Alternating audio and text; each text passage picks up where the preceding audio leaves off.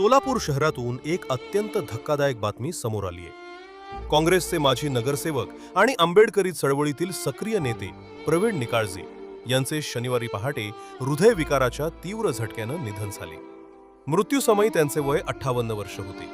त्यांच्या पश्चात पत्नी, मुलगा आणि मुलगी असा परिवार आहे। मिळालेल्या माहितीनुसार संजय नगर, कुमठा नाका येथील निवासस्थानी पहाटेच्या सुमारास त्यांना अचानक त्रास जाणवू लागला।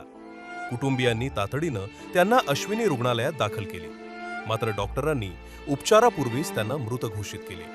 त्यानंतर त्यांचे पार्थिव शवविच्छेदनासाठी सोलापूरच्या सिव्हिल हॉस्पिटलमध्ये पाठवण्यात आले। या ठिकाणी काँग्रेस कार्यकर्ते, समर्थक आणि नागरिकांनी मोठी गर्दी केली होती। प्रवीण निकाळजे हे 2017 मध्ये काँग्रेसच्या तिकिटावर नगरसेवक म्हणून निवडून आले होते। आंबेडकरी समाजातील प्रभावी नेता म्हणून त्यांची ओळख होती।